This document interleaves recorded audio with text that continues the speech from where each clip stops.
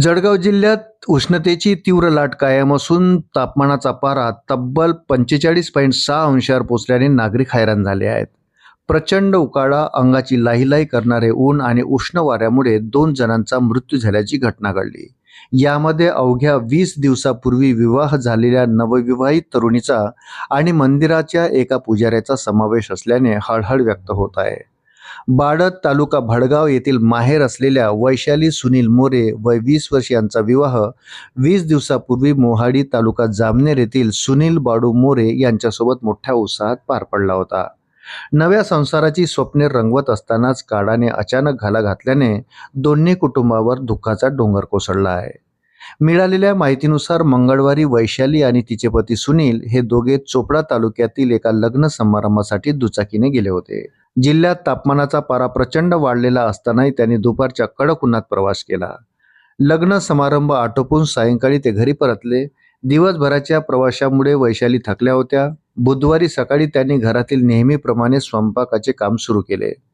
Gas जवळ उभे राहून स्वयंपाक करत असताना अचानक त्यांना मळमळ, अशक्तपणा जाणवला आणि चक्कर येऊ लागली. काही वेळातच त्यांची प्रकृती खालावली. घरातील सदस्यांनी घाबरून तातडीने त्यांना नेरी येथील प्राथमिक आरोग्य केंद्रात दाखल केले. तेथे वैद्यकीय अधिकारी डॉक्टर कोमल देशले यांनी तपासणी केली असता त्यांच्यामध्ये उष्माघाताची गंभीर लक्षणे आढळून आली. नेरीत प्राथमिक उपचार करण्यात आले, मात्र प्रकृती चिंताजनक असल्याने पुढील उपचारासाठी त्यांना जळगाव येथील शासकीय वैद्यकीय महाविद्यालयाच्या रुग्णालयात हलवण्याचा निर्णय घेण्यात आला. मात्र रुग्णवाहिकेद्वारे जळगावकडे नेत असताना वाटेतच त्यांची प्रकृती अधिक खालावली आणि रुग्णालयात पोहोचण्यापूर्वीच त्यांचा मृत्यू झाला.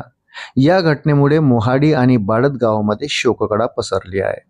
नवविवाहितेच्या अकाली निधनाने दोन्ही कुटुंबियावर दुःखाचा डोंगर कोसळला असून लग्नाच्या आनंदाचे वातावरण काही दिवसातच दुःखात परिवर्तित झाल्याने गावकऱ्यांमध्येही हळहळ व्यक्त होत आहे. नेरी प्राथमिक आरोग्य केंद्रातील वैद्यकीय अधिकारी डॉक्टर राजेश सोनवाने यांनी सांगितले की वैशाली मोरे यांना उपचारासाठी आणले तेव्हा त्यांच्या शरीराचे तापमान सुमारे 104 अंश होते.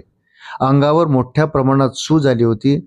उन्हात दीर्घकाळ दुचाकीने प्रवास केल्यानंतर दुसऱ्या दिवशी गॅसजवळ उभे राहून काम केल्यामुळे शरीरातील उष्णता अधिक वाढली असावी. उष्माघाताचा तीव्र परिणाम झाल्याने त्यांची प्रकृती झपाट्याने खालावली असेच त्यांनी स्पष्ट केले. अशाच नवनवीन अपडेटसाठी व्हिडिओला लाईक आणि चॅनलला सबस्क्राईब जरूर करा. धन्यवाद.